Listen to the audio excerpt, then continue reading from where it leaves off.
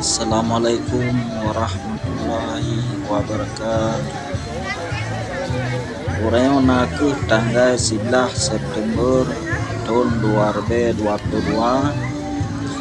getayo di Nanggro Luar di Denmark nak orang tap lemah budaya dan ada dunia internasional.